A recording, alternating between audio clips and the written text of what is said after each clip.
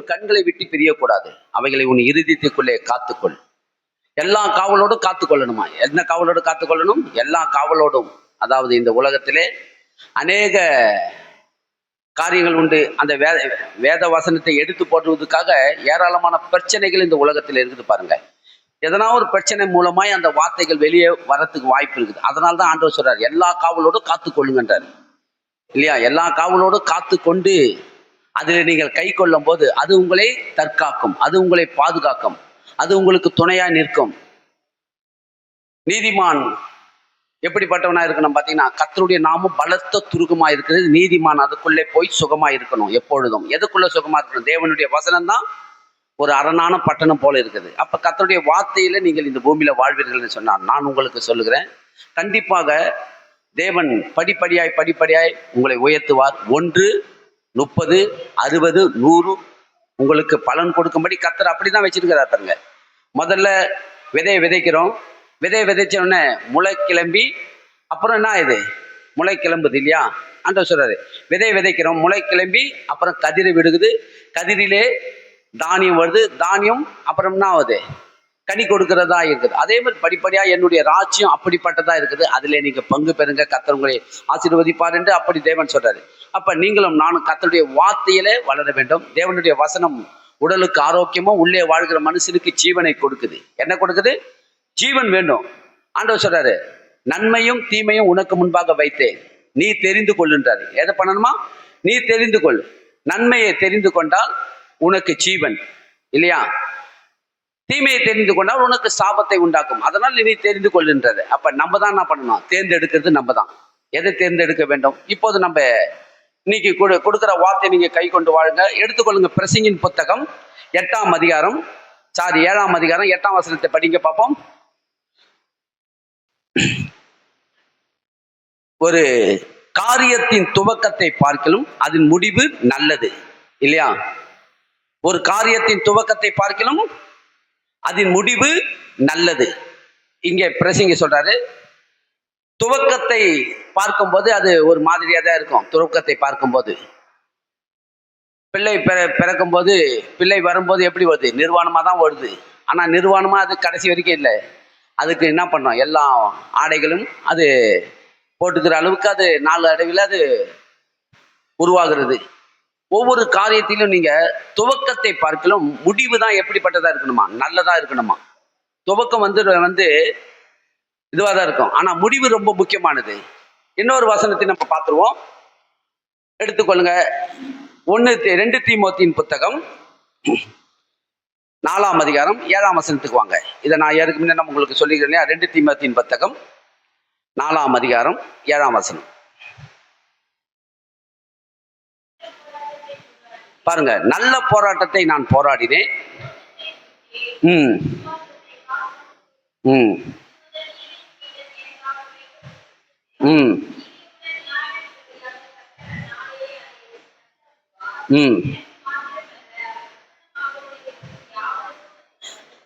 போதும், நிறுத்துங்க. பாருங்க, இங்க சொல்றாரு 6ஆம் வசனத்துல என்ன சொல்றாரு அப்படின்னா, ஏனென்றால் நான் இப்பொழுதே வான பலியாக வாக்கப்பட்டு போகிறேன், நான் தேகத்தை விட்டு பிரியும் காலம் வந்துடுச்சு. அதாவது அவர் தேகத்தை விட்டு பிரிகிற காலம் என்று சொன்னால் சாகர தருவாயில வந்துட்டார், கடைசி எல்லையில வந்துட்டாரு.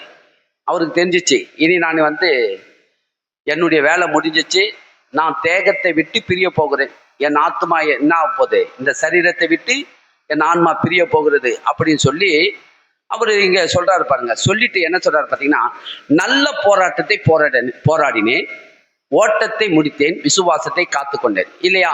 நான் உங்களுக்கு சொன்னேன், ஓடும்போது எடுத்து கப்பை கொடுப்பாங்களா, இல்ல ஓடிக்கொண்டே இருக்கும்போது கப்பை கொடுப்பாங்களா, முடித்த உடனே கொடுப்பாங்களா? எப்ப கொடுப்பாங்க? ஓடும் போதும் கொடுக்க மாட்டாங்க, ஓடிக்கொண்டு இருக்கும் போதும் கொடுக்க மாட்டாங்க. முடிக்கும் போது தான் என்ன பண்ணுவாங்க, யார் அதுல லக்க அடைகிறாங்களோ அவங்களுக்கு தான் அதை என்ன கொடுக்குறாங்க. அப்ப நம்ம இந்த பூமியில நீங்களும் நானும் ஓடுறதுக்காக உள்ள நுழைஞ்சிருக்கிறோம் இல்லையா? நம்ம எல்லாம் எதுக்குள்ள வந்திருக்கிறோம்? ஓடுறதுக்காக வந்தோம். இப்போது ஓடிக்கொண்டு இருக்கிறோம். நம்மளாம் என்ன பண்ணிட்டு இருக்கிறோம்? ஓடிக்கொண்டு இருக்கிறோம்.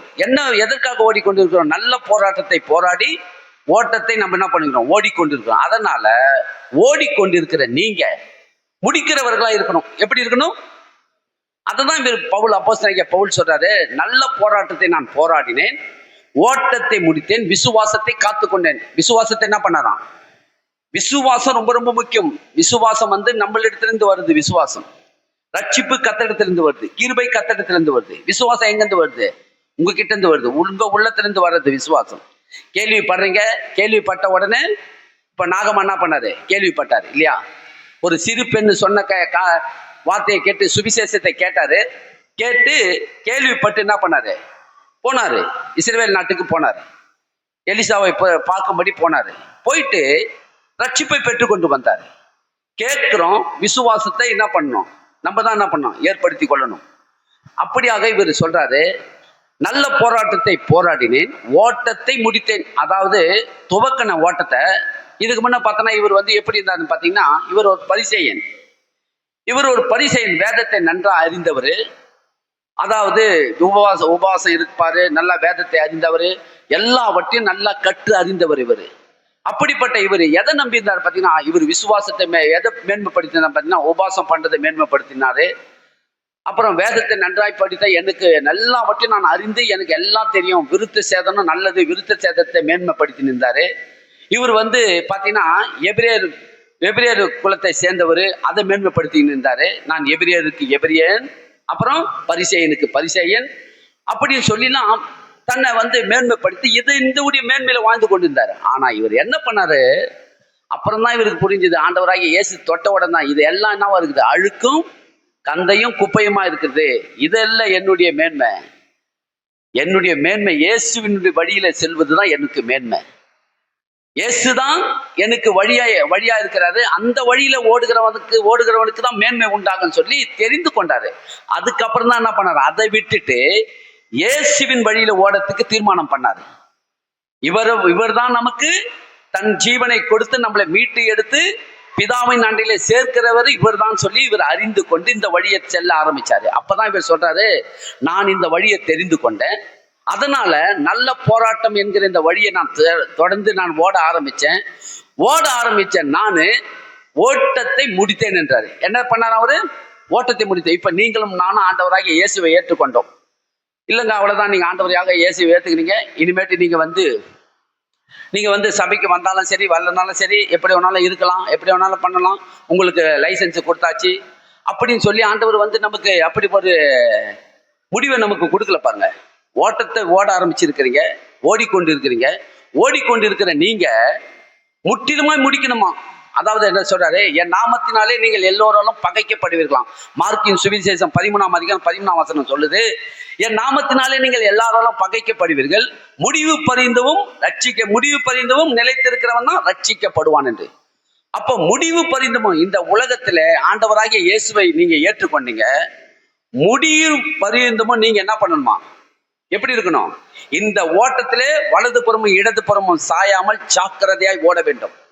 பாவமான காரியத்தை எல்லாம் தள்ளிவிட்டு தேவனுக்காக வைராக்கியமா நீங்கள் ஓட வேண்டும். கர்த்தரை சார்ந்து நீங்க இருக்க வேண்டும். எப்பொழுதும் கர்த்தரை சார்ந்து இருக்க வேண்டும். என்னன்னா, உங்களுக்கு இந்த உலகத்துல மேலானவைகள் கிடைச்சாலும் எல்லாம் எங்கெங்க வைக்கணுமோ அதை அங்க வைக்கணும். வேலை முக்கியம். எல்லாருக்கும் என்ன சொல்றீங்க? வேலை முக்கியமா இல்லையா? வேலை ரொம்ப ரொம்ப முக்கியங்க. வேலை முக்கியம், புருஷன் முக்கியம், மனைவி முக்கியம், பிள்ளைகள் முக்கியம், நமக்கு எல்லாம் முக்கியம். இதெல்லாம் முக்கியம் தான். ஆண்டவர் வேணான்னு சொல்லலை, இதெல்லாம் உங்களுக்கு அத்தனையும் வேணும். ஆனா இதற்கு மேலானது, தேவையானது ஒன்று, அதை தான் நீங்க முதல்ல வைக்கணும்ன்றார் ஆண்டவர். எதை முதல்ல வைக்கணும்? என்ன முதல்ல வைங்க. என்ன நீங்க பின்னாடி தள்ளிட்டு வேலையை முன்ன வச்சிடாதீங்க. என்ன பின்னாடி தள்ளிட்டு புருஷனை முன்ன வச்சிடாதீங்க. என்ன பின்னாடி தள்ளிட்டு மனைவி முன்ன வைக்காதீங்க. உங்க கையில பொண்ணோ செல்வமோ பெருகும் போது என்ன பின்னாடி தள்ளிட்டு பொண்ணும் செல்வத்தை முன்னாடி வச்சிடாதீங்க. அதனுடைய பாதிப்பு தான் உங்களை என்ன பண்ணுமா, எங்க கொண்டு போயிடும்னா பின்மாற்றத்துக்கு கொண்டு போயிடும். அதுதான் ஆண்டவர் சொல்றாரு. முதலாவதுன்றாரு பாருங்க. ஆண்டவராக இயேசு சொல்றாரு, முதலாவது என் ராஜ்யம். முதலாவது எதுங்க? என்னுடைய ராஜ்யம். இந்த பூமியில முதலாவது தேவனுடைய ராஜ்யத்துக்கு இடம் கொடுப்பீர்கள் என்று சொன்னா, கண்டிப்பாக சொல்றேன், நீங்க எதுலையுமே இடறி விழ மாட்டீங்க. கர்த்தருக்கு முதல்ல நீங்க கொடுக்கறத யார் என்ன சொன்னாலும் நீங்க என்ன பண்ணலாம், அவனுக்கு நீங்க செவி கொடுக்க கூடாது. அவங்க சொன்னாங்க, இல்லப்பா இன்னைக்கு ஒரு நாள் சபைக்கு போனா என்ன ஆயிடு போகுது? ஒண்ணுமே ஆகாது. இன்னைக்கு ஒரு நாள் தானே விட்டு வாரம் தான் சபைக்கு போற, வாரம் வாரம் போவது பத்தாதான், இன்னைக்கு ஒரு நாள் போவாதுன்னு என்ன இருப்பது, ஒன்னாவது இல்ல. முதல்ல என் தேவனுடைய ராஜ்யம். நீங்க தான் சொல்லணும். அந்த இடத்துல திசை திருப்பதுக்காக பிசாசு அனுப்புவான். யாரையாவது அனுப்பி உங்களை சபைக்கு போக விடாத அளவுக்கு தடை பண்ணுவதுக்குன்னே வருவான். அன்னைக்கு உங்களுக்காகவே தேவன் அந்த வார்த்தையை ஏற்படுத்தி வச்சிருப்பாரு. ஏதோ ஒரு மன உளைச்சலையோ ஏதோ ஒரு காரியத்துல நீங்க பலவீனமா இருப்பீங்க. அந்த நேரத்துல கர்த்தர் ஊழியக்காரை கொண்டு உங்களுக்கு அந்த வார்த்தையை ரெடி பண்ணி வச்சிருப்பாரு. அந்த நேரம் பார்த்து நீங்க சபைக்கு போவா தொட்டி அதை இழக்க வேண்டியதா இருக்கும். இது சத்தியம். அப்ப நீங்க என்ன பண்ணணும்? நல்ல போராட்டம் என்கிற இந்த ஓட்டத்திலே நீங்க தொடங்கி இருக்கிறீங்க. இந்த ஓட்டத்தை நீங்கள் முற்றிலுமா முடிக்கிற வரைக்கும் நீங்க என்ன பண்ணணுமா? வலது புறமும் இடது புறமும் சாயாமல் நல்ல போராட்டத்தை நான் போராடுவேன், ஓட்டத்தை முடிப்பேன், விசுவாசத்தை காத்துக்கொள்வேன். இது முதல் நீதியின் கிரீடம் எனக்காக வைக்கப்பட்டிருக்கிறது என்று பவுல் சொல்லுவதை போல நீங்களும் நானும் சொல்ல வேண்டும். நீதி உள்ள நியாயாதிபதியாக கர்த்தர் அந்த நாளிலே எனக்கு தந்தருள்வாள். எனக்கு மாத்திரமல்ல, அவர் பிரசன்னமாக்குதலை விரும்புகிற யாவருக்கும் அதை தந்தருள்வான். நான் பெற்றுக்கொள்ள போகிறேன். நான் பெற்றுக்கொள்வது போல சபை மக்களாகிய நீங்கள் யாவரும் பெற்றுக்கொள்ள வேண்டும் என்று அப்போஸ்தலனாகிய பவுல் இதை சொல்றாரு. அப்ப ஒரு காரியத்தின் துவக்கத்தை காட்டிலும் முடிவு எப்படி இருக்கணும்? நல்லதா இருக்கணும். அப்ப முடிவு ரொம்ப ரொம்ப முக்கியம் பாருங்க. அதை குறித்து நான் உங்களுக்கு 2 பேரை நான் எடுத்து காட்ட விரும்புகிறேன். நம்ம 2 பேரை பார்க்கலாம். அவர் ஆண்டவரை ஏற்றுக்கொண்டு ஆண்டவரை கை கொண்டு ஆண்டவரை சார்ந்து வாழும் போது அந்த மனுஷன் எப்படி இருந்தாரு? ஆண்டவரை விட்ட உடனே என்ன நடந்தது? இப்ப நீங்க நல்லா ஒரு இல்லைங்க, நான் 40 வருஷமா சபை ஆண்டவரோடு இருந்தேன். 40 வருஷம் இருந்தா போதாது, முடிவு பரியந்தம் அவரோடு இருக்கணும். எப்படி இருக்கணும் சொல்லுங்க? முடிவு பரியந்தம் நான் அவரை சார்ந்து இருப்பேன். அப்படிப்பட்ட எண்ணம் உங்க உள்ளத்துல எப்போதும் இருக்கும் என்று சொன்னா நல்லா பாருங்க. நீங்க என்ன செஞ்சாலும் சரி, காலையில நான் ஏந்திருந்தோம், இத்தனை மணிக்கெல்லாம் நான் ஏந்திருக்கணும்னு சொல்லி உங்க எண்ணத்துல வந்துட்டீங்கன்னா ஏந்திருவீங்க கண்டிப்பா. யாருக்காவது நீங்க இதை கொடுக்கணும், உதவி பண்ணணும்னு சொல்லி உங்க எண்ணத்துல வந்துச்சுன்னா கண்டிப்பா போய் உதவி பண்ணிடுவீங்க. ஏன்னா எண்ணத்துலதான் உருவாது எல்லாமே. யாருக்காவது நீங்க தீமை செய்யணும்னு நினைச்சு நீங்க என்ன எண்ணத்துல ஒழிச்சீங்கன்னா தீமை செஞ்சிருவீங்க கண்டிப்பா. தீமையா இருந்தாலும் நன்மையா இருந்தாலும் எண்ணத்துல இருந்து தான் உருவாகுது. நான் அவனுக்கு இதை செய்வேன் சொல்லி பாருங்க, கண்டிப்பா செஞ்சிருவீங்க. நான் இதை பண்ணுவேன்னு சொல்லி நீங்க சொல்லி பாருங்க, பண்ணி முடிச்சிருவீங்க. அப்ப நான் ஓட்டத்தை முடிப்பேன், நான் ஓடிக்கொண்டிருக்கிறேன், முடிவு பரிந்துமை என்ன இயேசுவுக்காக வாழ்வேன் என்று எண்ணம் உங்க உள்ளத்துல இருந்தா கண்டிப்பா நீங்க உங்களால வாழ முடியும். விசுவாசத்தை உங்களால காத்துக்கொள்ள முடியும். உங்ககிட்ட தான் இருக்குது பாருங்க. அப்ப இங்க நம்ம பாக்குறோம், ஓட்டத்தை ஓடுகிறவனுக்கு பரிசு கிடையாது, ஓடிக்கொண்டு இருக்கிறவங்களுக்கு பரிசு கிடையாது, முடிக்கிறவங்களுக்கு தான் என்ன கிடைக்குது? அதை கிடைக்குது, கிரீடம் கிடைக்குது. அப்ப நீங்க இதை மனசுல ஆழமா பதிய வச்சுங்க. துவக்கத்தை பார்க்கலாம் முடிவு ரொம்ப முக்கியம். ஒருவனுடைய ஜனன நாளை பார்க்கலாம் மரண நாள் நல்லது. மரண நாள் ஒரு சாட்சியா இருக்கணும். மரண நாள் எப்படி இருக்கணும்? சாட்சி உள்ள நாளா இருக்கணும் இல்லையா? அப்ப நீங்களும் நானும் இந்த பூமியில வாழ்கிற வரைக்கும் இயேசுவுக்காக வாழ்வேன்னு சொல்லி கையை உயர்த்தி கம்பீரமாய் பேச வேண்டும். நீங்க எடுத்துக்கொள்ளுங்க. நான் இன்றைக்கு உங்களுக்கு கொடுக்குற இந்த வார்த்தையை நீங்க கவனிங்க, எடுத்துக்கொள்ளுங்க. எல்லாரும் திருப்பிக் கொள்ளுங்க. 2 நாளாகமம் புத்தகம் வாங்க. 2 நாளாகமம் புத்தகம் 14ஆம் அதிகாரத்துக்கு நம்ம பார்ப்போம். 14ஆம் அதிகாரம்.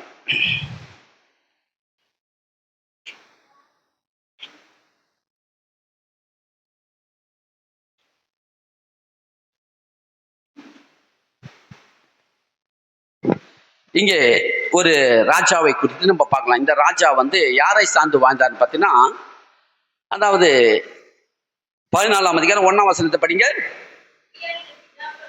ம் ம் ம்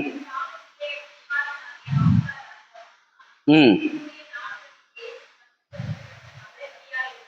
ம் ம்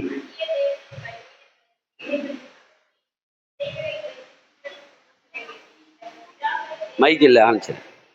ம் ம்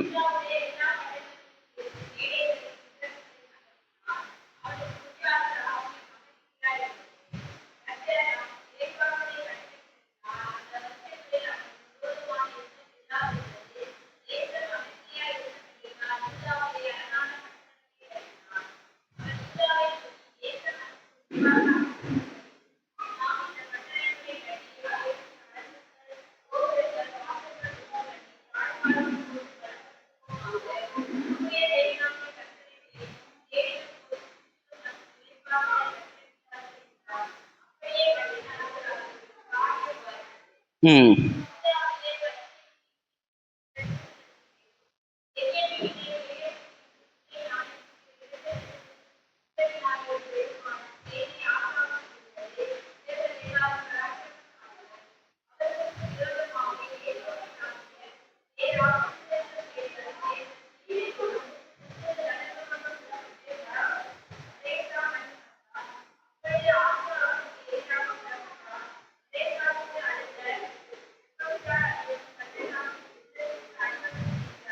ம்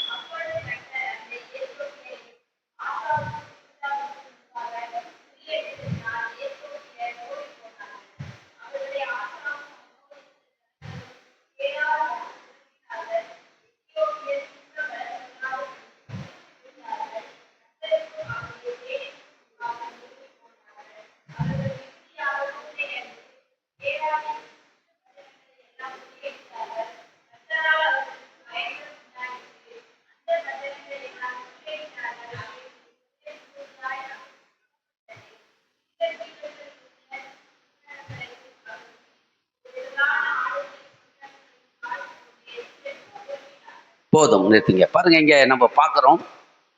அதாவது ஏற்கனவே அவங்க ராஜா அபியா என்கிற ஒரு ராஜா வந்து இறந்து போறாரு. அவரு செத்து போன உடனே அவருடைய மகன் ஆஷா வந்து அந்த ஸ்தானத்திலே ராஜாவாகிறார். ராஜாவான உடனே இவன் எதை வழியில நடக்கிறான் பார்த்தீங்கன்னா, தேவனுடைய வழியில நடக்கிறார். தேவனுக்கு செம்மையான வழிகளை ஏற்படுத்தி தேவனுக்கு முன்பாக நன்மையும் செம்மையானவைகளை செய்கிறவனாய் இருக்கிறான். செய்து கர்த்தருடைய பார்வையில இவன் நல்ல, தேவனுடைய பார்வையில இவன் நல்ல வழியில நடக்கிறான். ஆண்டவருடைய பாதையில வந்து நடக்க ஆரம்பிக்கிறான். பாருங்க, இவன் இவன் ஆண்டவரை ஏற்றுக்கொண்ட உடனே இவனுடைய வாழ்க்கை எப்படி இருக்கு பார்த்தீங்கன்னா, இவன் வாழ்க்கையில யுத்தம் வராதபடிக்கு தேவன் அமெரிக்கமான ஒரு வாழ்க்கையை கர்த்தர் கொடுத்தார் இவனுக்கு, ஆஷாவுக்கு. ஏன்னா அடிக்கடிக்கு யுத்தம் நடந்தாலே தேசத்துல நல்லது என்ன பண்ண முடியாது, நல்ல காரியங்களை தொடங்க முடியாது. ஏன்னா யுத்தத்துக்கு போயிட்டாங்கன்னா மற்ற காரியத்தை பார்க்க முடியாது. இவங்க வாழ்க்கையில ஒரே அமெரிக்கமா இருந்ததுனால ஏராளமான பட்டணங்கள் நல்லா கட்டி, பட்டணத்தின் மோப்புகளை எல்லாம் நல்லா அரணுங்களை எல்லாம் கட்டி அருமையாக அந்த பட்டணத்தை நல்லா ஒரு நோக்கத்தோடு அந்த பட்டணங்களை அரணுங்களை எல்லாம் கட்டி அழகாக்குறான். பாருங்க, ஏன்னா தேவன் நமக்கு இப்படிப்பட்ட காரியத்தை நமக்கு செஞ்சிருக்கிறாரு. தேவன் நமக்கு எல்லா காரியத்திலும் கூட இருந்து நமக்கு அனுகூலமா இருக்கிறார் என்று சொல்லி யூதா பார்த்தீங்கன்னா எல்லாவற்றிலும் கர்த்தருக்கு முன்பாக செம்மையாய் நடக்கிறான். அநேக விக்கிரக தோப்புகள் எல்லாம் இடித்து தள்ளி, அநேக விக்கிரகங்கள் எல்லாம் அகற்றி போட்டு, எல்லா விக்கிரகத்தை இனி யாருமே யூதா தேசத்திலே இனி விக்கிரகத்தை வணங்கக்கூடாது. பார்த்தீங்கன்னா 12 கோத்திரம் இஸ்ரவேல் ஜனங்கள், 12 கோத்திரம். 12 கோத்திரத்துல 2 கோத்திரம் வந்து யூதா பென்யமீன் கோத்திரம் வந்து இந்த 2 கோத்திரத்துக்கு ஒரு ராஜா, 10 கோத்திரத்துக்கு ஒரு ராஜா. அப்ப ஆண்டவர் வந்து 2 விதமா பிரிச்சு 2 விதமான ராஜாக்களை தேவன் வந்து இஸ்ரவேல் மக்கள் மத்தியில நடத்துறாரு. இந்த காரியத்தை நடத்தும் போது இந்த யூதாவு கோத்திரத்தார் மட்டும் எப்போதும் கர்த்தரை சார்ந்து நடக்கிறவங்களா இருப்பாங்க. ராஜாக்களை பொறுத்து, ராஜாக்கள் வந்து திடீர்னு தேவனை தள்ளிட்டு விக்கிரகத்தை வணங்க சொன்னா விக்கிரகத்தை வணங்க ஆரம்பிச்சிருவாங்க, விக்கிரகத்தை வழிபட ஆரம்பிச்சிருவாங்க. இப்படி இருக்கிறவங்க இந்த ஆசா என்கிற ராஜா என்ன பண்ணார் பார்த்தீங்கன்னா, விக்கிரகத்தை எல்லாம் இடித்து போட்டு தோப்புகள் எல்லாம் எல்லாவற்றையும் அகற்றி, இஸ்ரவேலின் தேவனாகிய கர்த்தர் ஒருவரே தேவன் என்று சொல்லி அவரை தவிர வேற ஒன்றையும் நம்ம சார்ந்து வாழக்கூடாது சொல்லி கர்த்தரை சார்ந்து வாழ்கிறவனா இருந்தான். அதனால அவனுக்கு நடந்த நன்மை என்ன பார்த்தீங்கன்னா, பாருங்க 7ஆம் வசனத்தை படிக்கிறேன். அவன் யூதாவையை நோக்கி, தேசம் நமக்கு முன்பாக, 7ஆம் வசனம் படிக்கிறேன் பாருங்க. அவன் என்னவா இருந்தது, அமர்ந்திருக்கையிலே நாம் இந்த பட்டணங்களை கட்டி அவைகளுக்கு அலங்கங்களும் கோபுரங்களும் வாசல்களும் உண்டு பண்ணி தாப்பால்களை போட்டு பலப்படுத்துவோமாக. நம்முடைய தேவனாகிய கர்த்தரை தேடினோம். தேடின போது சுற்றிலும் நமக்கு என்ன கொடுத்தாராம், இளைப்பாறுதலை கொடுத்தாரு. எல்லா காரியத்திலும் இளைப்பாறுதல், எல்லா காரியத்திலும் சமாதானம். ஏன் எப்படி வந்தது பார்த்தீங்கன்னா, கர்த்தரையே சார்ந்து வாழ ஆரம்பிச்சுட்டான் இந்த மனுஷன். கர்த்தரை சார்ந்து வாழ. இன்றைக்கு நான் உங்களுக்கு சொல்கிறேன், கர்த்தரை நீங்கள் சார்ந்து வாழ்வீர்கள் என்று சொன்னா, உண்மையாகவே சொல்றேன், இப்படிப்பட்ட இளைப்பாறுதல் உங்க வாழ்க்கையில யாராலையும் கொடுக்க முடியாத இளைப்பாறுதல் இவரால தான் கொடுக்க முடியும். இளைப்பாறுதலுக்குள்ளே பிரவேசித்து வாழ்கிற வாழ்க்கை தான் நல்லா இருக்கும் பாருங்க. என்னதான் நமக்கு வீடு நிறைய என்ன இருந்தாலும் சமாதானம் இல்லைன்னா அது வாழ்க்கையா? அது சொல்லுங்க. நிம்மதி இல்லாத ஒரு வாழ்க்கை நல்லா இருக்குன்றீங்க, நல்லாவே இருக்காது. வீட்டுக்கு எங்க போனாலும் வீட்டுக்கு வந்த உடனே ஒரு இளைப்பாறுதல் உண்டாகணும். வேலை செய்றீங்களா, வேலையில் மேல ஒரு இளைப்பாறுதல் இருக்கணும். அந்த காரியத்துல வேலை செய்யும் போது வேலையில ஒரு மன உளைச்சலோடு வேண்டா வெறுப்பா வேலை செய்கிற இருப்பீங்கன்னு சொன்னா அதுல உங்களுக்கு ஒரு முன்னேற்றமே இருக்காது பாருங்க. ஏதோ ஒரு வேலைக்கு போறது ஏதோ ஒரு அதாவது கடமைக்கு தான் போற மாதிரி இருக்கும். வேலைக்கு போகுது நீங்க போயிட்டு அங்க போயிட்டு உங்களுடைய பிரதிபலத்தை வெளிப்படுத்தவே முடியாது. அங்க போயிட்டு இளைப்பாறுதல் இருக்கணும் பாருங்க. இங்க என்ன நடந்தது பாத்தீங்கன்னா, ஆசாவுடைய காரியத்துல எல்லாவற்றிலும் அவனுக்கு என்ன கிடைச்சதுதான் பார்த்தீங்க. தேவனாகிய கர்த்தரை தேடின போது சுற்றிலும் நமக்கு இளைப்பாறுதலை கட்டளையிட்டார் என்றான். அப்படியே கட்டினார்கள். அவர்களுக்கு என்ன நடந்துதான்? எல்லா காரியம் வாய்த்ததான். என்னென்ன காரியத்தெல்லாம் செய்தார்களோ அத்தனை காரியமும் வாய்க்கப்பட்டது. அதான் முக்கியம். இன்றைக்கு நீங்க ஒரு காரியத்தை துவக்குறீங்க. அந்த காரியத்தை துவக்கும் போது இன்னைக்கு நிறைய பேர் பார்த்தீங்கன்னா ஒவ்வொரு காரியத்தை துவக்கி முடிக்காமலே விட்டுருவாங்க. ஒரு வீடு கட்டினாலும் சரி, ஒரு வேலை சனமா இருந்தாலும் சரி, ஒரு எந்த காரியமா இருந்தாலும் சரி, நிறைய பேர் துவக்குவாங்க பாருங்க. துவக்கும் போது நல்லா அப்படி இப்படி ஜாம்னு துவக்கிற மாதிரி தான் இருக்கும். ஆனா முடிக்க மாட்டாங்க. ஏன் காரணம் பார்த்தீங்கன்னா, ஏதோ ஒரு காரியத்தினால அவங்க காரியம் கெட்டு போயிடும். ஒன்று பண பிரச்சனையா இருக்கும், ஏதோ ஒரு பிரச்சனையின் மூலமாக அந்த காரியம் அப்படியே நின்று போயிடும் பாருங்க. நான் நிறைய பேர் பார்த்துருக்கிறேன் பாருங்க. நிறைய பேர் ஒருத்தர் நான் அங்கே ஒரு போர்க்காரை போய் பார்க்க போனோம் பாருங்க. அவர் பார்க்க போனதப்ப அவர் சொன்னார் பாருங்க, ஒரு வீடு கட்டிட்டு அப்படியே பாதியிலே நிக்குது. என்னங்க இது நிக்குதுன்னு கேட்டா, எத்தனை வருஷமா நிக்குதுன்னு கேட்டா, இது அப்படியே நிக்குதுங்க, 21 வருஷமா நிக்குதுங்கன்றார். எத்தனை வருஷமா? 21 வருஷமா நிக்குது. ஏங்க இப்படி நிக்குதுன்னு கேட்டா, அதாவது ஒரு தீட்டு உள்ள பொம்பளை இந்த வீட்டுக்குள்ள வந்துட்டாப்பா, அவன் வந்ததுனால இந்த வீடு அப்படியே நின்று போச்சான். அவர் காரணம் சொல்றாரு. இப்படி ஒரு காரணத்தை சொல்றாரு. ஒரு தீட்டு உள்ள பொம்பளை இந்த வீட்டுக்குள்ள வந்துடுச்சு, அதனால எப்படி நீங்க அது மூலமா தான் நின்று போச்சுன்னு சொல்றீங்க அப்படின்னு கேட்டா, அதுக்கு 1000 காரணம் சொல்றாரு. என்னென்னமோ காரணத்தை சொல்லுவோம். ஏன்னா இதுக்கு காரணம் என்ன பாருங்க, பிசாசு தான் இதுக்கெல்லாம் காரணம். யாருங்க இதுக்கெல்லாம் காரணம்?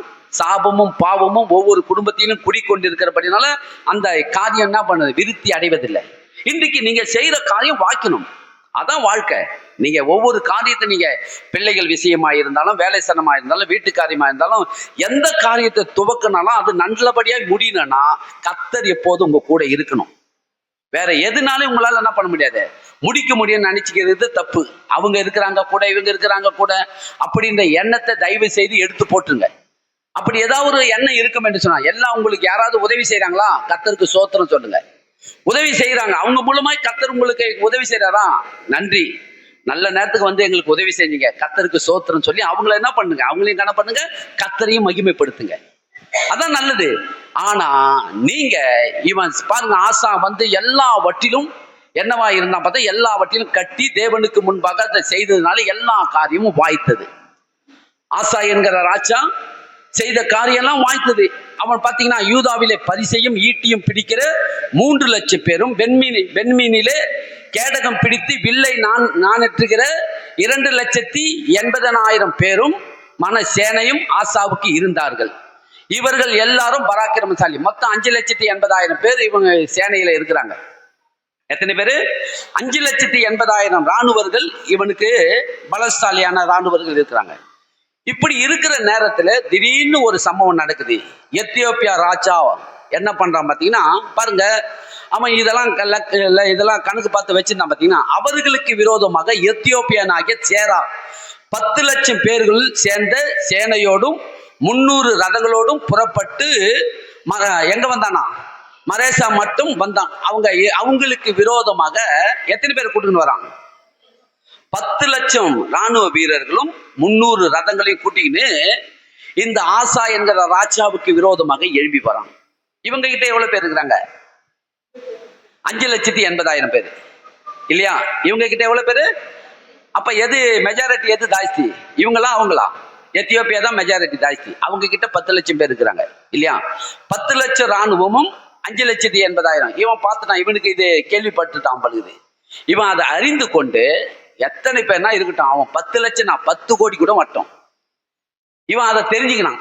ஆசாவுக்கு நல்லா தெரியுது, என்னோடு கர்த்தர் இருக்கிறார் என்பதை நன்றாய் அறிந்து கொண்டு இவன் போயிட்டு எங்க பண்ணான் பாத்தீங்கன்னா, யுத்தத்துக்கு போறதுக்கு முன்னே தேவன் கிட்ட போய் விண்ணப்பம் பண்ணதுக்கு போறான். என்ன சொல்லி விண்ணப்பம் பண்றான் பாருங்க. அப்பொழுது ஆசா அவனுக்கு எதிராக புறப்பட்டு மாசாவுக்கு அடுத்த செபத்தா என்னும் பள்ளத்தாக்கிலே யுத்தத்துக்கு அணிவகுத்து நின்றார்கள். ஆசா தன் தேவனாகிய கர்த்தரை நோக்கி கூப்பிட்டு, கர்த்தாவே, பலன் உள்ளவனாகிலும் பலனற்றவனாகிலும் உதவி செய்கிறது உமக்கு லேசான காரியம். எங்கள் தேவனாகிய கர்த்தாவே, எங்களுக்கு துணை நில்லும். உம்மை சார்ந்து உம்முடைய நாமத்திலே ஏராளமான இந்த கூட்டத்துக்கு எதிராக வந்தோம். கர்த்தாவே, நீர் எங்கள் தேவன், மனுஷன் உம்மை மேற்கொள்ள விடாதையும் என்றான். இவன் எப்படிப்பட்ட ஒரு ஜெபத்தை விண்ணப்பத்தை பண்றாரு பாத்தீங்கன்னா, பலன் உள்ளவனாகிலும் பலனற்றவனாகிலும் உதவி செய்கிறது உமக்கு லேசான காரியம் ஆண்டவரே. அவன் 10 லட்சம் பேர் இருக்கிறான். அவன் 10 லட்சம் இல்லாண்டவர 10 கோடி பேர் வந்தா கூட எனக்கு அதை பத்தி கவலை இல்லை. நான் புரிந்து கொண்டேன். நான் பலவீனமானவன். இந்த பலவீனமானவனுக்கு நீர் எனக்கு பலனா இருக்கிறீர். நான் உம்மை சார்ந்து இருக்கிறேன். அப்படியே சொல்றான் பாருங்க. யாரை சார்ந்து இருக்கிறானா? எங்களுக்கு துணை நில்லும். உம்மை சார்ந்து உம்முடைய நாமத்திலே ஏராளமான இந்த கூட்டத்துக்கு எதிராக வந்தோம். யாரை கொண்டு வந்தானா? 10,80,000 பேரை கொண்டு நான் வரவில்லை ஆண்டவரே. 5,80,000 பேரை கொண்டு நான் வரல. யாரை கொண்டு வந்தோம்? உம்முடைய நாமத்தினாலே உம்மை சார்ந்து நாங்கள் வந்திருக்கிறோம். யாரை சார்ந்து வந்திருக்கிறோம்? உம்மை சார்ந்து வந்திருக்கோம். கரெக்ட். அதுதான் ஆண்டவர் விரும்புறாரு. கர்த்தர் உங்ககிட்ட அதை தான் விரும்புறாரு. நீங்க இந்த பூமியில இருக்கிற வரைக்கும் யாரை சார்ந்து வாயிறீங்க, அந்த வார்த்தை உங்க வாயில வரணும். அம்மாவை பத்தி, அப்பாவை பத்தி, அவங்கள பத்தி, இவங்களை பத்தி எல்லாம் பேசுங்க. நல்லது. அம்மா அப்பாலாம் ரொம்ப முக்கியம். தாய் தகப்பனும் கனம் பண்ணுவது நல்லது. அதனால எங்க அம்மா தான் என்ன வாழ வைக்கிறாங்க, அப்பா தான் வாழ வைக்கிறாங்க, இப்படிப்பட்ட டாபிக்ல போவாதீங்க. அம்மா அப்பாவை ஒரு வழி, தேவன் நமக்கு ஒரு வழியாய் அவங்களை ஏற்படுத்தி வச்சிருக்கிறாரு. தாய் தகப்பனை கனம் பண்ணுவது நல்லது இல்லையா? அப்ப அவங்கள நீங்க பண்ணணும். ஆனால் யாருக்கு முதலிடம் கொடுக்கணும், அந்த காரியத்துல நீங்க என்ன பண்ணாதீங்க, தேவனை பின்னாடி தள்ளிடாதீங்க. அந்த காரியத்துல நீங்க தேவனை பின்னாடி தள்ளிவிடுங்கள் என்று சொன்னால் அதுக்கு உண்டான ரிசல்ட்டையும் நம்ம பார்க்கலாம். தேவனை முன்ன வைத்து நீங்க செய்வீங்கன்னா அதுக்கு உண்டான ரிசல்ட்டையும் நீங்க பார்க்கலாம். இப்ப ஆசா தேவனை முன்ன வைத்து செய்யறாரு. எல்லாத்தையும் தேவனை முன்ன வைத்து செய்யும் போது அவருக்கு நடக்கிற நன்மையெல்லாம் பாருங்களாம். என்ன நடக்குது பாருங்களாம். தேவனை முன்ன வைத்து செய்யறாரு. ஆண்டவரே, பலன் உள்ளவனாகிலும் பலனற்றவனாகிலும் உதவி செய்கிறது உமக்கு லேசான காரியம். உண்மை சார்ந்து நாங்க வந்திருக்கிறோம் என்று சொல்லி ஜெபம் பண்ணார் இல்லையா? அப்பொழுது கர்த்தர் அந்த எத்தியோப்பியரை ஆசாவுக்கும் யூதாவுக்கும் முன்பாக முறியடித்ததினால எத்தியோப்பியர் ஓடி போனார்கள். அவர்களை ஆசா அவனோடு இருந்த ஜனங்களையும் கேரா மட்டும் துரத்தினால் எத்தியோப்பியர் திரும்ப பலம் கொள்ளாதபடிக்கு முறிந்து விழுந்தார்கள். கர்த்தருக்கும் அவருடைய சேனைக்கு முன்பாக நொறுங்கி போனார்களாம். அவர்கள் மிகுதியாய் கொள்ளை அடித்து கேராரின் சுற்று பட்டணங்களை எல்லாம் முறியடித்தார்கள். கர்த்தர் அவர்களுக்கு பயங்கரம் உண்டாயிட்டது. அந்த பட்டணங்களை எல்லாம் கொள்ளையிட்டார்கள். அவைகள் கொள்ளை மிகுதியாய் அகப்பட்டது. மிருக ஜீவன்கள் இருந்து கோட்டாரங்களையும் அவர்கள் இடித்து போட்டு திரளான ஆடுகளையும் ஒட்டகங்களையும் சாய்த்து கொண்டு எருசலேமுக்கு திரும்பி வந்தார்கள். எல்லாவற்றிலும் ஜெயம். ஆசாவுக்கு எல்லாவற்றிலும் என்ன ஆச்சு? பட்டணத்தை கட்டுறான், வாய்க்குது. இதை செய்யறான், வாய்க்குது. எதை செய்தாலும் நன்மை நடக்குது பாருங்க. அதாங்க வாழ்க்கை. கிறிஸ்துவுடைய வாழ்க்கை. அதை தான் இங்க அப்போஸ்தலனாகிய பவுல் கொண்டு போய் 2 கொரிந்தியர் 4ஆம் அதிகாரத்துல எழுதுறாரு. என்ன எழுதுறாரு? ஒருவன் கிறிஸ்துவுக்கு இருந்தால் எப்பொழுதும் வெற்றி அவனுக்கு. எல்லா இடங்களிலும் அவரை அறிகிற அறிவின் வாசனையினாலே எல்லா இடங்களிலும் எங்களுக்கு வெற்றி சிறக பண்ணுகிறவர் இயேசு. எல்லா இடங்களிலும், ஒரு இடங்களில கூட நமக்கு தோல்வி கிடையாதான். அப்ப ஆசாவுடைய வாழ்க்கையில எல்லா இடங்களிலும் வெற்றி வெற்றி வெற்றி. எத்தனை பேர் வந்தாலும் அவன் என்ன பண்ணல? பயப்படவே இல்லை. ஏன் பயப்படல? என்னோடு இருக்கிறவர் பெரியவர். உலகத்தில் இருக்கிற சேனைகளை காட்டிலும் என் கர்த்தர் பெரியவர். அப்படிப்பட்ட எண்ணம் உங்க உள்ளத்தில் உண்டாகும் என்று சொன்னான். நான் சொல்லுகிறேன், ஆசாவை போல எல்லாவற்றிலும் உங்களால வெற்றியோட வாழ முடியும். ஆசா எல்லாவற்றிலும் வெற்றியோடு இருந்தான் பாருங்க. இப்ப எல்லாம் இவங்க என்ன பண்ணிட்டாங்க? ஜெயிச்சுட்டு வராங்க. நம்மளுடைய டாபிக் என்ன? நல்ல போராட்டத்தை போராடுகிறோம், ஓட்டத்தை முடிக்கணும், விசுவாசத்தை காத்து கொள்ளணும். இது முதல் நீதியின் கிரீடம் நமக்காக வைக்கப்பட்டிருக்கிறது. நீதி உள்ள நியாயாதிபதியாக கர்த்தர் அந்த நாளிலே எனக்கு தருவார் என்கிற எண்ணத்தோடு வாழ்கிறவர்களா இருக்கணும். அதனுடைய டாபிக் தான், தலைப்பு தான் நமக்கு செய்தி. இப்ப ஓட்டத்தை ஓடிக்கொண்டு இருக்கிறவர்களை பத்தி பேசுறேன். இவர் எப்படி முடிக்கிறார்ன்றதை பார்ப்போம். இவர் எப்படி முடிக்கிறாருன்றத நம்ம பார்க்கணும் பாருங்க. பாருங்க, இவர் இப்படிதான் ஓடிக்கொண்டு இருக்கிறார் இல்லையா. இவர் சரி, இவங்க எல்லாத்தையும் யுத்தங்களை ஜெயிச்சுட்டு வராங்க, ஊருக்குள்ள வராங்க. வரும்போது கர்த்தர் ஒரு தீர்க்கதரிசி அனுப்புறாரு. 15ஆம் அதிகாரத்துல பாருங்க.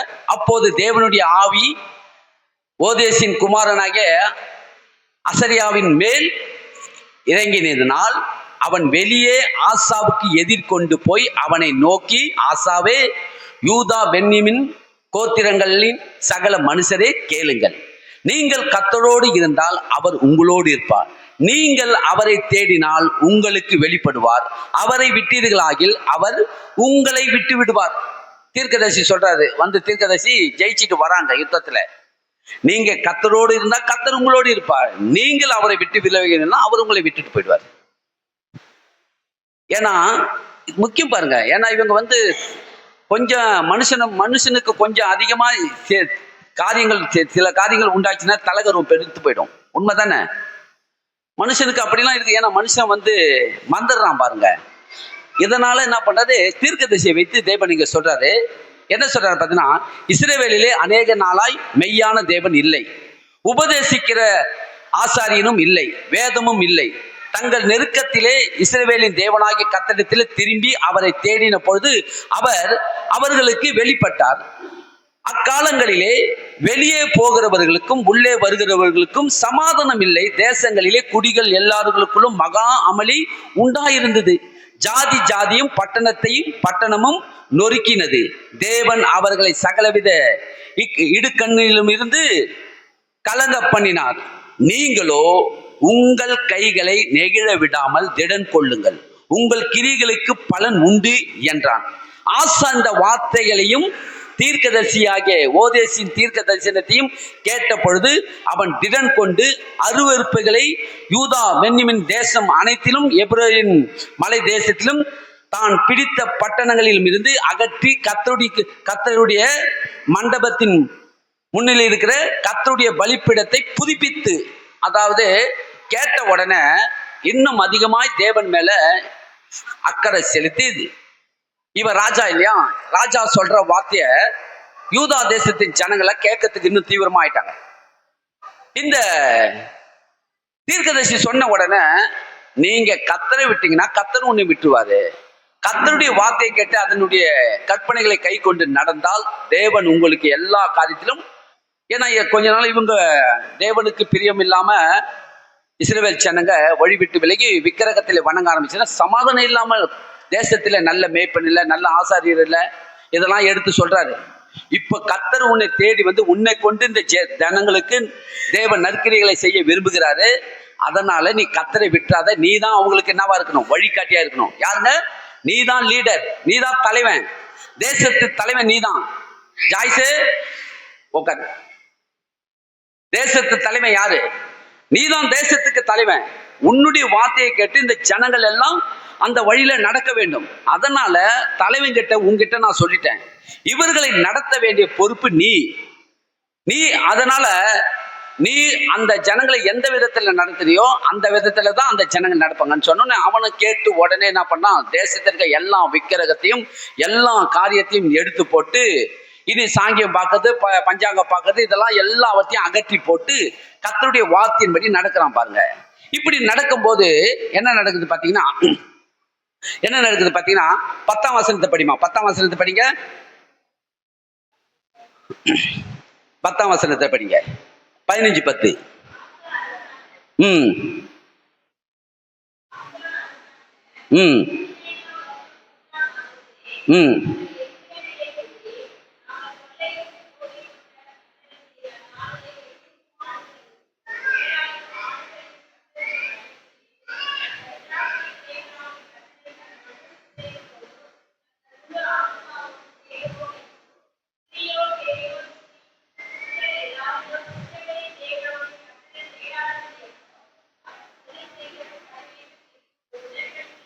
போதும் பாருங்க.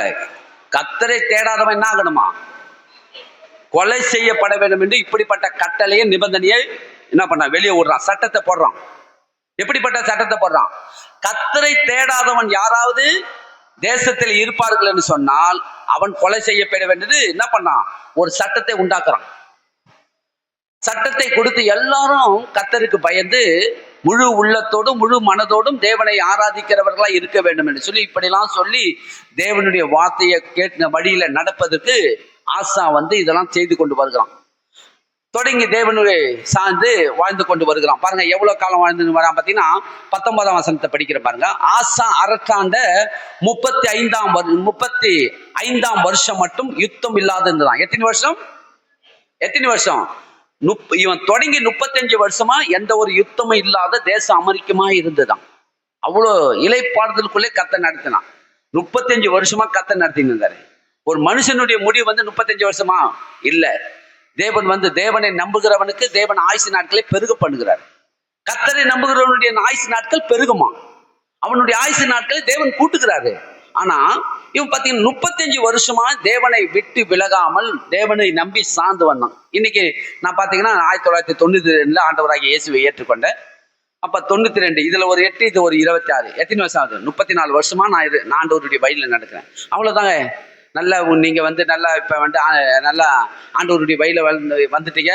நீங்க தான் இப்போதைக்கு எல்லாத்துக்கும் என்னவா இருக்கிறீங்க? முன்மாதிரியா இருக்கிறீங்க.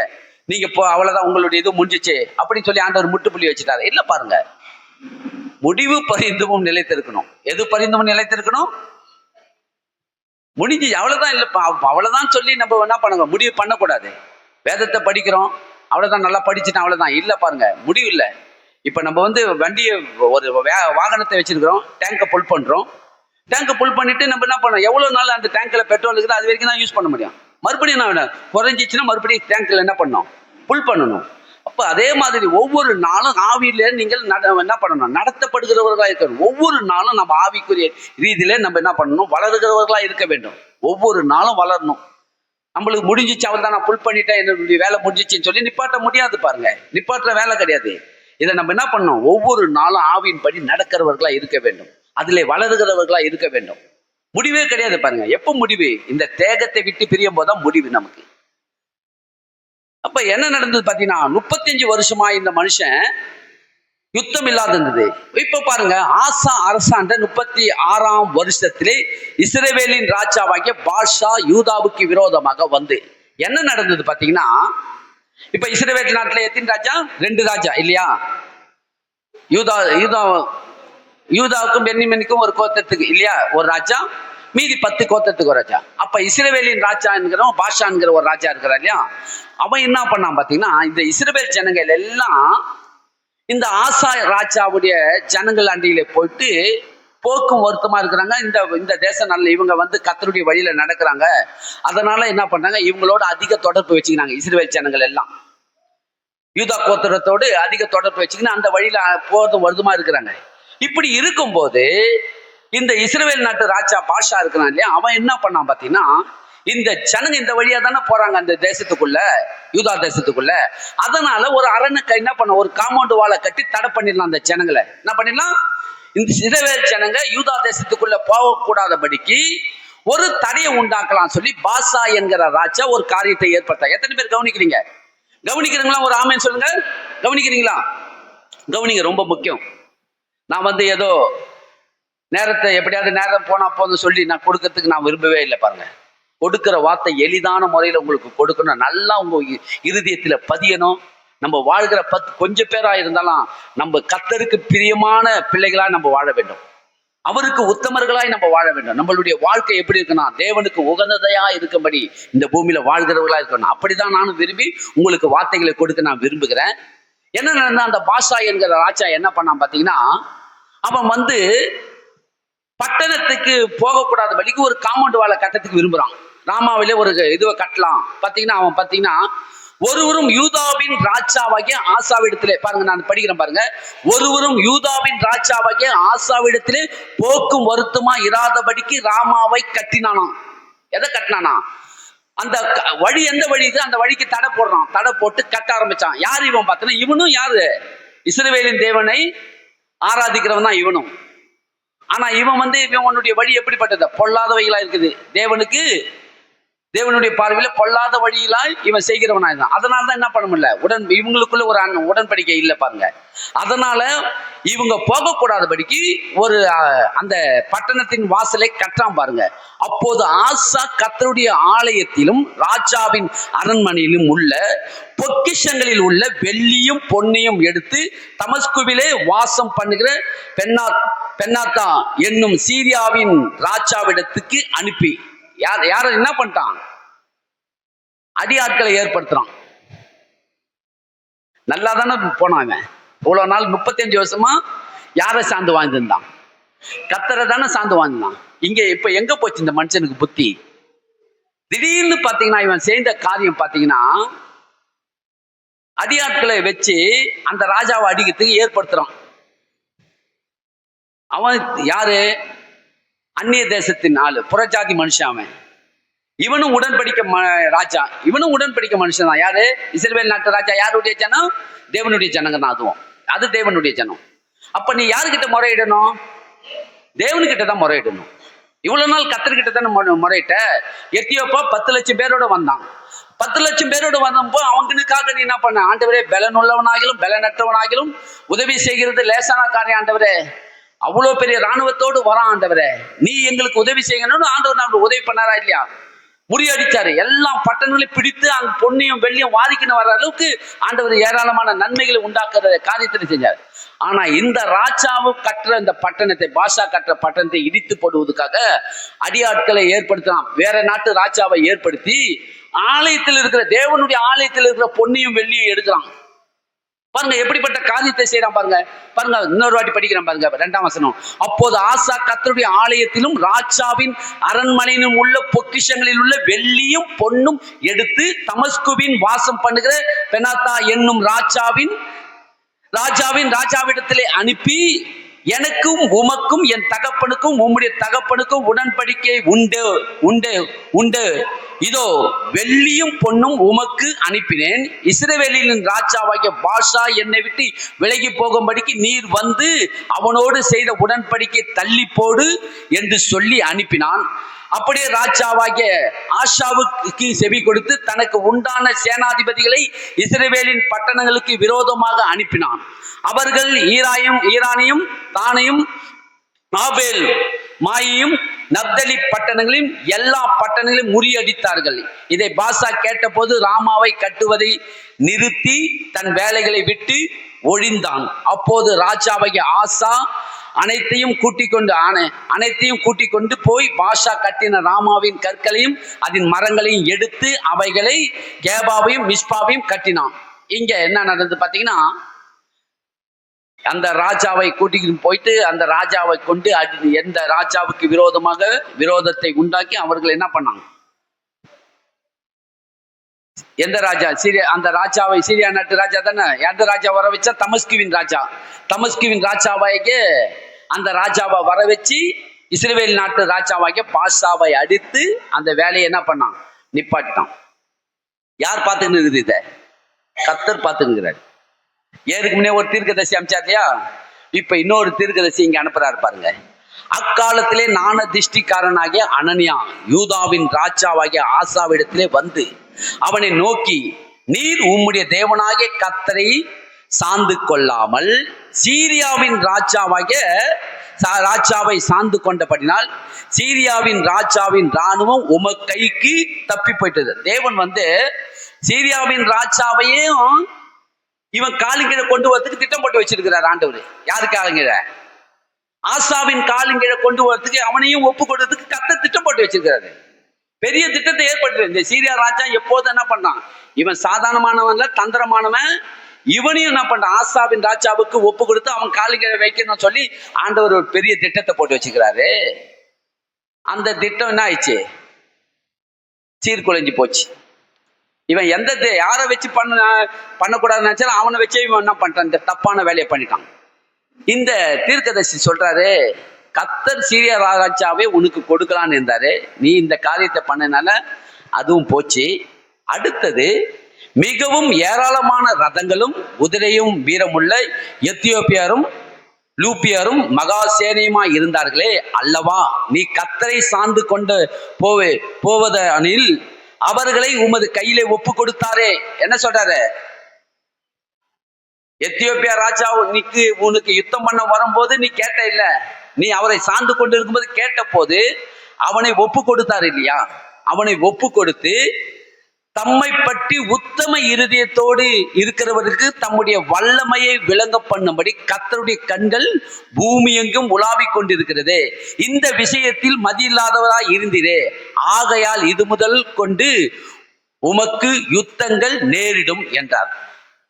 நீ பெரிய தப்பு பண்ணிட்ட, அதனால இனிமேல் 35 வருஷமா உனக்கு யுத்தம் இல்லாத இருந்தது, இனிமேல் உன் வாழ்க்கையில யுத்தம் நடக்க ஆரம்பிச்சிச்சு. நீ கர்த்தரை தள்ளிட்டு சுய சித்தத்துக்கு நீ ஒப்பு கொடுத்துட்ட, மாமிச ரீதியான எண்ணங்களுக்கு ஒப்பு கொடுத்து மாமிசமான காரியங்களை செய்ய ஆரம்பிச்சதுனால இன்று முதல் உனக்கு இனி யுத்தங்கள் நடக்க ஆரம்பிச்சிடும் அப்படின்னு சொன்ன. என்ன பண்ணணும்? நீங்களும் வாழ்க்கையில ஏதாவது தெரிஞ்சோ தெரியாமல தப்பு நடக்குங்க, தப்பு நடக்காதுன்னு நான் சொல்லல. தப்பு நடக்கும் போது அதை ஆவியானவர் உங்களோடு உணர்த்துவார், உங்களோடு பேசுவார். ஏன்னா ஆவியானவர் நம்மளுடைய ஆவியை உயிர்ப்பித்து வச்சிருக்கிறாரு. நீங்கள் தினமும் ஆண்டவரோடு பேசுறீங்க இல்லையா? பேசும்போது உங்களுக்கு பதில் கொடுக்கிறாரு. தப்பு செய்யும் போது ஆண்டவர் உங்களுக்கு உணர்த்துவார், மகனே இந்த காரியத்தை செய்யாதே, வேண்டாம், இதை விட்டுடு, நீ நல்லது அதாவது நீதியின் பாதையில நடக்கிற இந்த பாதையை விட்டு மரணத்தின் பாதையில கொண்டு போயிடும், போவாதான் சொல்லி ஆண்டவர் உங்களோடு உணர்த்துவார். அப்படி இல்லைனாலும் ஏதோ ஒரு வழியில சபையின் மூலமாக கூட ஆண்டவர் உங்களுக்கு உணர்த்துவார். நீங்க என்ன பண்ணணும்? உடனே அறிக்கை செஞ்சிடணும், விட்டுடணும். என்ன பண்ணணும்? அறிக்கை செய்யணும், விட்டணும். இப்ப இந்த தீர்க்கதரிசியை கொண்டு கர்த்தர் சொல்றாரு, நீ இப்படிப்பட்ட காரியத்தை செஞ்ச, கர்த்தர் மனஸ்தாபம் உண்டாக்கிட்ட, இது முதல் கொண்டு உனக்கு யுத்தங்கள் நடக்கும் சொன்னோம். என்ன பண்ணணும்? உடனே என்ன பண்ணும்? ஆண்டவரே, நான் அறிஞ்சோ அறியாமலே தெரியாம நான் பாவத்தை செஞ்சேன், இனி நான் செய்ய மாட்டேன், என்னை ஒப்பு கொடுக்குறேன், அப்படிப்பட்ட எண்ணத்துக்கு வரணும்ல. சொல்லி புரிய வச்ச தீர்க்கதரிசி என்ன பண்ணிட்டான்? கொண்டு போய் சிறையில போட்டான். என்ன பண்ணான்னு பாருங்க. இது நிமித்தம் ஆசானான திஷ்டிக்காரன் மேல் சினந்து கடும் கோபம் கொண்டு அவனை காவல் அறையிலே வைத்தான். இதையெல்லாம் அக்காலத்திலே ஜனங்களுக்குள்ளே சிலரை கொடுமையாய் நடப்பித்தானாம். நியாயம் செய்யதை விட்டுட்டான், அநியாயம் செய்ய ஆரம்பிச்சுட்டான். அந்த தீர்க்கதரிசியை கொண்டு போய் சிறையில போட்டான். என்ன சொன்னாரு? முதல்ல ஒரு தீர்க்கதரிசி சொல்லும் போது அப்ப அந்த தீர்க்கதரிசி வார்த்தையை கேட்டு நீ என்ன பண்ண? நடந்த இல்லையா? விபத்தி தப்பு பண்ண உடனே உனக்கு புத்தியை வர வைப்பதுக்காக ஒரு தீர்க்கதரிசியை கர்த்தர் அனுப்புனாரு. அப்ப அந்த தீர்க்கதரிசி அனுப்பும் போது என்ன பண்ணணும்? ஐயோ, நான் தெரியாம பண்ணிட்டேன், என்னை மன்னிப்பாரான் கர்த்தர். ஏன்னா தாவீதுடைய சப்ஜெக்டை நான் எடுக்க வேண்டியது. பாருங்க, தாவீதை பத்தி நான் எடுத்தேன்னா அது நான் உங்களுக்கு சுலபமா புரிஞ்சிடும். ஏன்னா தாவீது அப்படிதான் ஒரு தப்பு செஞ்சார் இல்லையா? அதுன்னு சொல்றதுக்கு தான் நான் ரெடி பண்ணி வச்சேன். இதுவே முடியத்துக்குள்ள 11,000 படுகுது. அப்போ அதை சொல்ல முடியாது. தாவீது ஒரு தப்பு செய்யறான். அந்த தப்பை என்ன பண்ண, நாத்தான்வேல் என்கிற தீர்க்கதரிசி உணர்த்துறாரு. என்ன பண்ணாரு? உணர்த்தின உடனே நாத்தான்வேலை பிடிச்சி சிறையில போட்டாரு. ஐயோ, என் ஆண்டவமாரே, நான் இப்போது கர்த்தருக்கு விரோதமா பாவம் செஞ்சிட்டேன், இனி நான் என்னுடைய பாவத்தை நான் அறிக்கை செஞ்சிடறேன், விட்டுறேன், நான் தெரியாம செஞ்சிட்டேன் சொல்லி கர்த்தரிடத்திலே என்ன பண்ணான்? இரவும் பகலுமாய் அவர் சமூகத்திலே காத்து கண்டு இருக்கிறான். கர்த்தர் அவனை பார்த்து சொல்றாரு, என் இருதயத்துக்கு ஏற்ற தாசன்றாரு. அவனை பார்த்து எப்படி சொன்னாரு? அவன் உணர்ந்தான், அவன் அறிந்தான், அறிக்கை செஞ்சான், விட்டுட்டான். இனி இப்படிப்பட்ட மதிக்கேட்டான காரியத்தை என் வாழ்க்கையில நான் இனி செய்ய மாட்டேன். நான் ஓட்டத்தை ஓடிக்கொண்டிருக்கிற இந்த ஓட்டத்தை நான் முடிக்க கூடாது, நல்ல விதமாய் நான் முடிக்க வேண்டும் என்று சொல்லி தீர்மானம் பண்ணினான் தாவீது. ஆனா இங்க என்ன நடந்தது? இந்த ஆசா என்கிற இந்த ராஜா என்ன பண்ணான் பாத்தீங்கன்னா, ஜனங்களுக்கெல்லாம் அநியாய கொடூரமான காரியத்தை செய்ய ஆரம்பிச்சுட்டான். இவன் பிசாசுக்கு இடம் கொடுத்துட்டான். பொல்லாதாவி உள்ள நோய்ஞ்சிச்சு. பாருங்க, யார் உள்ள நோய்ஞ்சது? தேவன் இல்லைன்னா அடுத்தது யார் வருவாங்க பார்த்து? திருடன் உள்ள வந்துருவான். நல்லா புரிஞ்சுக்கொள்ளுங்க. இந்த பூமியில நீங்க கர்த்தரை விட்டு நீங்க விலகினீங்கன்னா உடனே திருடனா உள்ள வருவான். வெளிச்சம் வெளியே போச்சுன்னா யாரு உள்ள வரும் சொல்லுங்க? இருட்டு உள்ள வந்துடும். வெளிச்சத்துக்குள்ள இருப்பீங்களா சொன்னா இருட்டு உங்களை ஆளுகை செய்ய முடியாது. தேவனுடைய கர்த்தருக்குள்ள இருப்பீங்கன்னு சொன்னா திருடன் உங்களுக்குள்ள வரவே முடியாது. உங்களால உறுதியா சொல்ல முடியாது, என்னால எல்லாவற்றிலும் வெற்றியோட வாழ முடியும். ஏன்னு சொல்றா, நான் ஒவ்வொரு நாளும் கர்த்தரை சார்ந்து இருக்கிறேன் என்று உங்க வாய் சொல்லணுமா? அப்படி சொல்லுகிறவர்கள் இருக்க வேண்டும். பலவீனனே பலவான் என்று சொல்லுங்க. எப்படி சொல்லுவீங்க பலவான் என்று? என் பலம் இல்லப்பா, என்னை பலப்படுத்துற கிறிஸ்துனால எல்லாவற்றையும் செய்யறதுக்கு பலன் உண்டு, அதனால நான் பலவான். அதனால நம்ம யாருங்க? பலவான். அப்ப தரித்திரனு ஐஸ்வர்யவான் என்று சொல்லுங்க. யாருடைய ஐஸ்வர்யம்? என் தேவ ஐஸ்வர்யம். கிறிஸ்துவுக்குள் அவருடைய மகிமையிலே என் குறைவைகள் எல்லாம் நிறைவாக்குகிற ஐஸ்வர்யம் அவரிடத்துல இருந்து எனக்கு வரும். அதனால நான் தரித்திரன் அல்ல. விசுவாசிங்க, உங்க வாய் சொல்லணும். நான் யாரை சார்ந்திருக்கிறேன்? கர்த்தரை சார்ந்திருக்கிறேன். அதனால நான் தோல்வியை காண்பதில்லை, வெற்றியை காண்பேன். விசுவாசிக்கிறீங்களா? அப்படிப்பட்ட வாழ்க்கை நீங்க சொல்லி வாழ்வுகள்னு சொன்னா, எப்ப இவங்க என்ன நடந்தது பார்த்தீங்கன்னா, இந்த தீர்க்கதரிசியை கொண்டு போய் சிறையில போட்டான். ஜனங்களுக்கெல்லாம் கொடூரமான காரியத்தை நடப்பித்தான் என்று வேதம் சொல்லுது. அடுத்தது பாத்தீங்கன்னா, ஆசா அரசாண்ட 12ஆம் வசனம் படிக்கிற பாருங்க. ஆசா அரசாண்ட 39ஆம் வருஷத்திலே தன் கால்களிலே ஒரு வியாதி வந்துச்சான். என்ன வந்ததுங்க? கால்களிலே ஒரு வியாதி. வியாதி கண்டு அவன் நோவு மிகவும் உக்கரகமாய் இருந்தது. அவன் தன் வியாதியில இருந்து கர்த்தரை அல்லாமல் யாரை தேட ஆரம்பிச்சானா? பரிகாரிகளை தேட ஆரம்பிச்சான். பரிகாரி என்று சொன்னால், அந்த வேதியிலிருந்து குணப்படுவதற்கு அநேக வைத்தியர்கிட்ட போய்கிறா, யாராலே குணமாக்க முடியல. இந்த பரிகாரத்தை பண்ணலாம், அந்த பரிகாரத்தை பண்ணலாம், இந்த நேர்த்தியை கடனை பண்ணலாம், அந்த நேர்த்தியை கடனை பண்ணலாம். இப்படிப்பட்ட பரிகாரமான காரியங்களே செய்கிறவனா இருந்தான கண்டி, கர்த்தர் இவ்வளோ நல்ல காரியத்தை இதுவரைக்கும் நம்மளை நடத்தி வந்தாரு. 35 வருஷமா நல்லா தான் நம்ம இருந்தோம். இப்பதானே நம்ம இப்படிப்பட்ட காரியத்தை, இதுக்கெல்லாம் காரணம் என்ன? நம்ம செய்த என்ன காரியம்? நம்ம தேவனை விட்டு விலகி வேற வழியில போனதுனால இதெல்லாம் நடக்குதுன்னு சொல்லி அவன் புத்தி தெளிகிறவனா இல்லாம புத்தி கெட்டவனா நடக்க ஆரம்பிச்சுட்டான். அவன் கால்களில ஒரு பெரிய வியாதி, என்ன வியாதின்னு தெரியல, அதெல்லாம் போடல. ஏதோ ஒரு வியாதி அவனை தாக்குனபடினால அந்த வியாதி தாங்க முடியாம என்ன பண்ணனா, கர்த்தரை தேடுகிற எண்ணத்துக்கு இடமே கொடுக்கல. ஃபர்ஸ்ட் நம்ம பார்த்தோம், நல்லா இருந்தது. ஆசா நல்லா அருமையா என்ன பண்ணாரு? எல்லாவற்றிலும் இளைப்பாறுதல் உள்ளவனா இருந்தான். இன்றைக்கு கிறிஸ்துவுக்குள் வாழ்கிற நீங்களும் நானும் சபைக்கு வருகிறது மாத்திரம் சபையார்களா இருக்கக்கூடாது, கிறிஸ்துவுக்குள் வாழ்கிறவர்களா இருக்கணும். எப்படி இருக்கணும்? சபைக்கு வருகிறோம், சபைக்கு போறதுனால நல்லா இருப்பான்னு நினைக்கிறது தப்பு.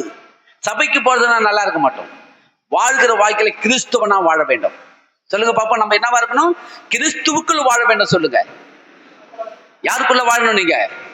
ஆமா, நம்ம கிறிஸ்துவுக்குள்ள வாழ்கிற ஒரு வாழ்க்கை வாழ்கிறவன்னு சொன்னா நீங்க கண்டிப்பாக எங்க இடறி விழ மாட்டீங்க. இந்த பூமியில இருக்கிற வரைக்கும் இல்லைங்க, நான் மாசம் முழுவதும் 4 வாரம் சர்ச்சைக்கு போறேன், இந்த 1 வாரம் போவாத, இல்ல, தப்பு. அப்படிப்பட்ட எண்ணத்தை விட்டுறாதீங்க தயவு செய்து.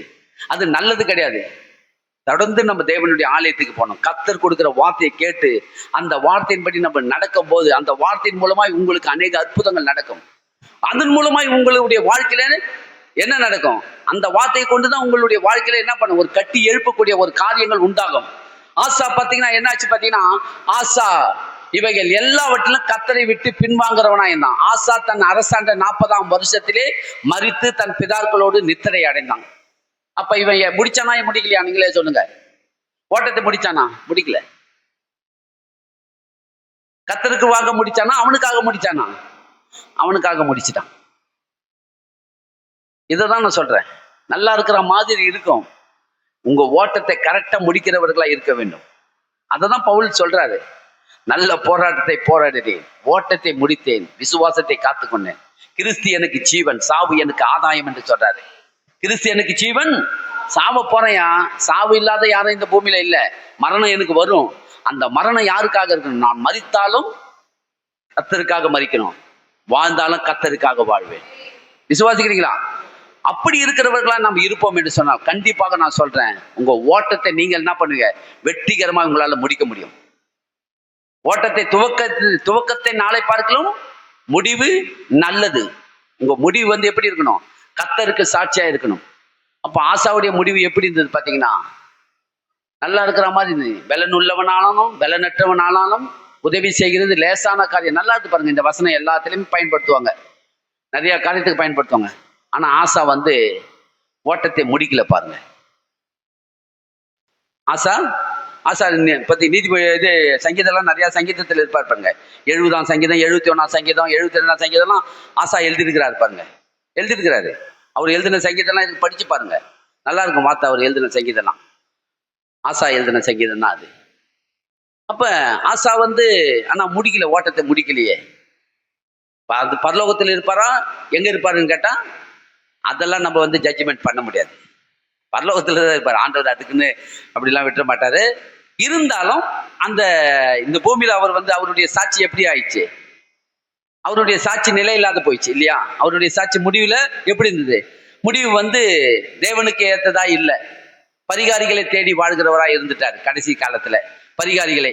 அப்ப ஆசா வந்து அடக்கம் செய்யப்பட்டான் என்று நம்ம பார்க்கிறோம். அப்ப நீங்க வந்து உங்க ஏன்னா இதெல்லாம் ரொம்ப வார்த்தையில உட்காந்து தேவனுடைய வார்த்தையை கேட்கறது நல்லது. இல்லைன்னா நம்ம இஷ்டம் போல வாழ ஆரம்பிச்சிருவோம். நம்ம என்ன பண்ணுவோம்?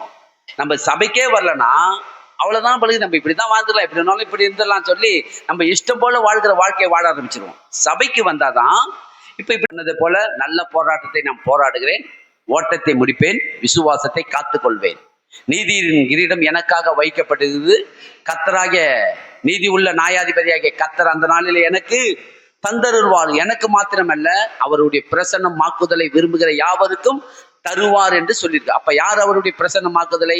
நம்ம எல்லாரும் அவருடைய பிரசன்னத்துக்குள்ளே வாழ்கிறோம். அப்ப உங்களுக்கும் எனக்கும் இந்த கிரீடம் வேணும் என்று சொன்னா உங்க கையில தான் இருக்குது. நீதிமான் தன் விசுவாசத்தினால் நீதிமான் பிழைப்பான். அப்ப தன் விசுவாசம்னா உங்க விசுவாசம் யார் மேல இருக்குது? பணத்து மேல இருக்குதா? புருஷன் மேல இருக்குதா? மனைவி மேல இருக்குதா? இல்ல வேலை சனத்து மேல இருக்குதா? கட்டி வச்சிருக்க வீடு மேல இருக்குதா?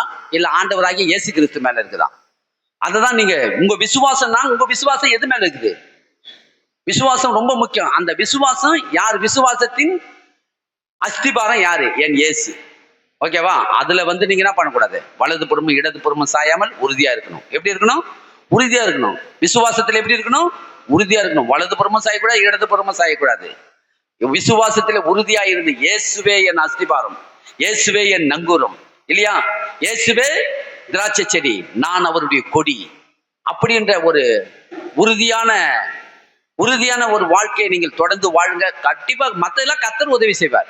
இதுல மட்டும் உறுதியா இருங்க, அதுக்கப்புறம் கர்த்தர் பார்த்துப்பார். நம்மளுடைய வாழ்க்கை எப்படி இருக்கும்? இலைப்பாறுதலா இருக்கும். எப்படி இருக்கணும் நம்ம வாழ்க்கை? ஆசாவுடைய வாழ்க்கை இலைப்பாறுதலா இருந்துதான் இல்ல யுத்தங்களா இருந்துதான்? 35 வருஷம் இலைப்பாறுதலுக்குள்ளதான் இருந்தான். அப்ப நம்மளுடைய வாழ்க்கை எப்பொழுதும் இலைப்பாறுதலா இருக்கணும்னா எதை செஞ்சாலும் வாய்க்கணும் என்று சொன்னா கர்த்தரை சார்ந்து நம்ம எப்பொழுதும் வாழணும். யாரை சார்ந்து வாழணும்? ஆமா, நீங்க தோல்வி அடைய மாட்டீங்க. நம்ம எல்லாரும் எழுந்திருப்போம். கர்த்தருக்கு மகிமை உண்டாகட்டும். நன்றி தகப்பனே, நன்றியோடு மை ஸ்தோத்தரிக்கிறோம். இந்த அற்புதமான ஆண்டவரே, கால வேளையில ஆண்டவரே, இந்த பரிசுத்த நாளாகிய ஓய்வு நாளிலே உமக்கு முன்பாக எங்களை தாழ்த்துகிறோம், அர்ப்பணிக்கிறோம், ஒப்பு கொடுக்கிறோம். அப்பா என் தேவன் தாமே ஆண்டவரே, ஆசா ஆண்டவரே ராஜா, ஆசாவாகிய ராஜா அவர் ஆண்டவரே எல்லாவற்றிலும் உமக்கு ஆண்டவரே உம்முடைய வழியிலே செம்மையான வழியில நடந்து ஆண்டவரே நன்மையான காரியங்களை செய்து கொண்டு வந்த மனுஷன் ஆண்டவரே. அப்பா ஆண்டவரே தன் புத்தி கெட்டத்தனமான காரியத்தை ஆண்டவரே செய்து பின்மாற்றத்திலே அடைந்து பரிகாரியாகிய கர்த்தரை உம்மை விட்டு பரிகாரிகளை தேட ஆரம்பிச்சதுனால அவர் வாழ்க்கையிலே ஆண்டவரே சமாதானத்தை எழுந்து போனார். அப்பா என் தேவன் தாமே ஆண்டவரே, இந்த நாளில நாங்கள் அவரை குறித்து பார்த்தோம். நாங்கள் ஆண்டவரே எங்களுடைய சாமர்த்தியமோ எங்களுடைய கைபலனோ எங்களுடைய பலத்தை கொண்டு நாங்கள் இந்த ஓட்டத்தை ஓடலப்பா. ஆண்டவராகிய இயேசு கிறிஸ்துவை பலத்தை கொண்டு நாங்கள் இந்த ஓட்டத்தை நாங்கள் ஓட ஆரம்பிச்சிருக்கிறோம். நாங்கள் ஓடிக்கொண்டே இருக்கிறோம். முடிக்கிறது நீங்க ஆண்டவரே. எங்கள் ஓட்டத்தை முடித்து ஆண்டவரே கிரீடத்தை கொடுக்கிறது நீங்க. எங்களை உம்முடைய கரத்திலே ஒப்பு கொடுக்கிறோம் அப்பா. எங்களை ஆசீர்வதிங்க. என் சபை மக்களை எல்லாரையும் ஆசீர்வதித்து வழிநடத்துங்க. அவர்களை தேவைகளை சந்திங்க, குறைவைகளை நிறைவாக்குங்க. உமக்கென்று அந்த சபை மக்கள் எல்லாரும் உம்முடைய வழியில உத்தமமாய் நடக்கும்படி நான் வேண்டிக் கொள்கிறேன் அப்பா. உம்முடைய கரத்திலே ஒப்பு கொடுக்கிறோம். ஆசீர்வதிங்க, வழிநடத்துங்க. இயேசுவின் நாமத்திலே வேண்டிக் கொள்கிறோம் எங்கள் ஜீவனுள்ள நல்ல பிதாவே, ஆமென். என் ஆத்துமாவே கர்த்தரை சோத்திரி, என் முழு உள்ளமே பரிசுத்த நாமத்தை சோத்திரி. என் ஆத்துமாவே கர்த்தரை சோத்திரி. கர்த்தர் செய்த சகல உபகாரங்களை மறவாதே. கர்த்தராகிய இயேசு கிறிஸ்துவின் கிருபையும் பிதாவாகிய தேவனுடைய அன்பும் பரிசுத்த ஆவியானவருடைய ஐக்கியமும் சமாதானமும் சந்தோஷமும் நம் சபையார் அனைவரோடு கூட இருப்பாராக. ஆமென். நாம் எல்லோரும் கர்த்தரை சார்ந்து வாழ்வோம் என்று சொல்லுங்கள்.